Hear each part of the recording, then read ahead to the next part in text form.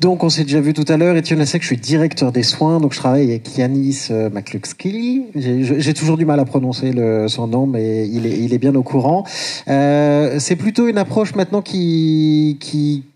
on approche de la fin de la journée, donc c'est vraiment pour pouvoir présenter tout ce qu'on fait au niveau du GHU pour accompagner les équipes.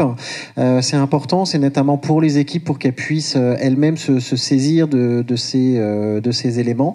Les premiers éléments, on a des actions qui sont déjà réalisées ou en cours, notamment un accompagnement des projets par Anne-Sophie Boussard que vous avez vu tout à l'heure et qui fait du lien avec également l'ARS, le CCOMS. Madame Bérénice Tedel est toujours dans la salle. Oui, elle est là. Donc, si vous voulez bien, voilà. CCOMS, c'est vraiment notre interlocuteur privilégié qui permet d'accompagner les pères aidants professionnels dans ces éléments, dans leur formation, dans leur parcours. Un accompagnement à l'accueil, à l'intégration qu'on réalise avec Yanis. On se définit de manière un peu triviale comme étant deux portes d'entrée. Une porte d'entrée pour les équipes pour qu'elles puissent nous solliciter à la direction des soins parce que c'est facile. Voilà, les cadres, l'encadrement me connaît, donc il y a ces éléments qui sont présents. Et puis de toute façon, dès qu'on a quelque chose qui apparaît à la direction des soins, on en parle avec Yanis, on en parle avec Anne-Sophie, afin de pouvoir, dans ces projets de pérédance professionnelle, comment on accompagne tous ces éléments. Une chose nouvelle qui est mise en place depuis septembre, et on est plutôt content de cette démarche, c'est de l'analyse de pratiques professionnelles. Il y a une communauté de pratiques qui existe depuis plusieurs années, qui est présente, qui permet de réunir à la fois les pères aidants professionnels, les services, les cadres, les équipes de manière élargie, mais on a souhaité proposer de l'analyse de pratiques professionnelles en groupe restreint pour les pères aidants. Donc ils se retrouvent sur un rythme qui leur permet ensuite d'analyser leurs pratiques professionnelles, et ça c'est quelque chose qui est important. C'est une profession qui est relativement jeune, qui pose des questions, et où c'est selon une méthodologie qui est éprouvée, ça permet vraiment de poser les choses. Un travail également de réalisation d'un document à destination des pères aidants quand ils arrivent dans leur prise de fonction, et puis également un projet que l'on travaille actuellement d'organiser une journée d'accueil pour les pères aidants professionnels, parce que comme on l'a vu, l'hôpital c'est un monde complexe, c'est un monde où finalement s'orienter dedans, c'est pas simple. C'est pas simple pour les professionnels, mais c'est pas simple pour n'importe qui, et donc pouvoir décrypter un peu les codes, pouvoir expliquer comment ça fonctionne un hôpital. On imagine que c'est un moyen d'accompagner justement ces pères aidants pour permettre de se retrouver dans cette jungle hospitalière. Puis des prochains pas, un travail sur la formation appliquée, mais ça c'est Yanis qui est plus sur cet aspect. Des supports de communication également à destination des usagers. On voit bien que le nœud du problème souvent c'est la communication. On l'a vu à travers certains points. La mise en relation, c'est toujours ce qu'il y a de plus complexe. Ça paraît être le plus simple. À l'heure numérique, on se dit on va balancer un mail et hop, tout le monde va être informé, alors que c'est pas ça la réalité. La réalité, c'est vraiment des rencontres, c'est vraiment comment on peut, à travers des supports, forcer la porte d'entrée, commencer à discuter, commencer à échanger, et puis rentrer vraiment dans ce partenariat qui est ultra important.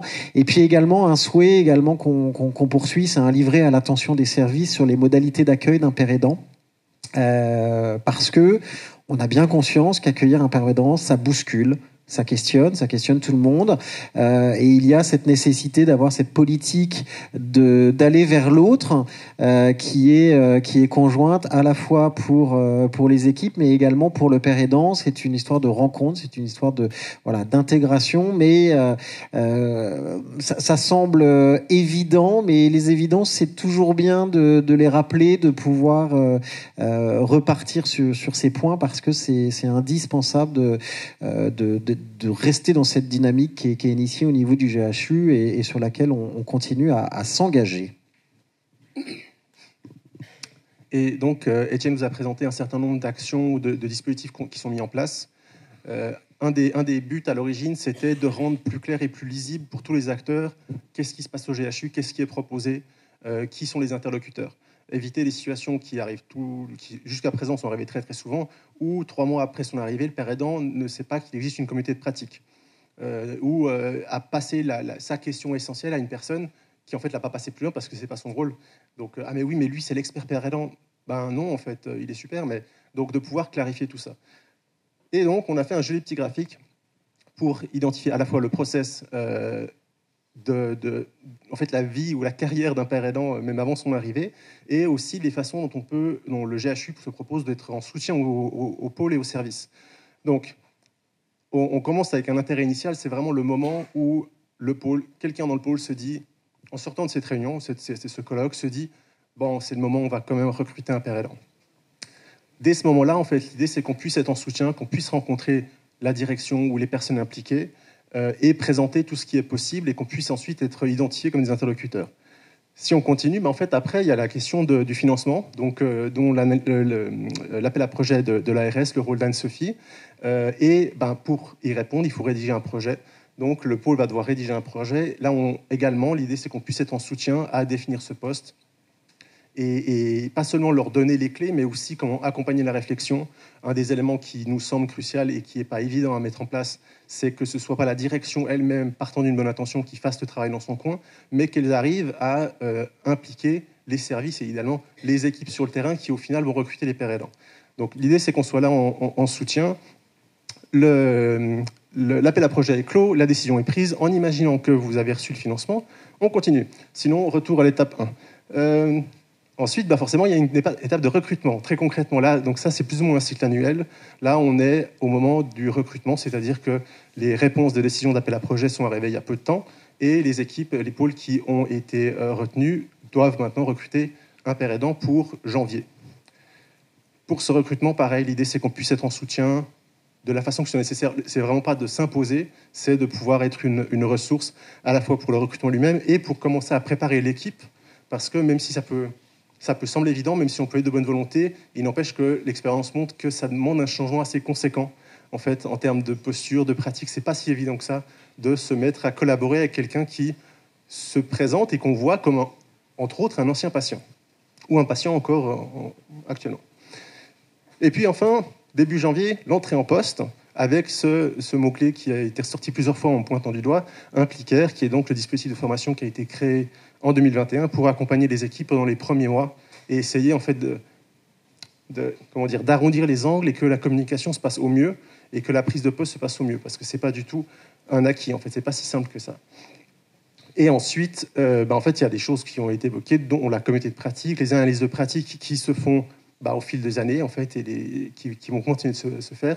Et là, une proposition, le souhait de pouvoir continuer à suivre les équipes, que ce soit Étienne au niveau de l'encadrement et aussi moi au niveau des pères aidants, au fil du temps, c'est-à-dire même après 2 ans où ça se passe bien, de continuer de temps en temps de faire un point. Est-ce que c'est toujours OK? Est-ce qu'il faut qu'on intervienne? Est-ce que tu as des questions? Voilà. Avec en fait, la fin de la ligne, c'est le moment où le père aidant arrive à la retraite ou démissionne ou se casse une jambe, etc. Et l'idée, c'est qu'on puisse être en soutien sur l'ensemble de la ligne. Un élément sur lequel je pense que c'est important de le souligner, c'est que effectivement, on est dans une rédaction de projet, c'est une réponse d'appel à projet avec l'ARS.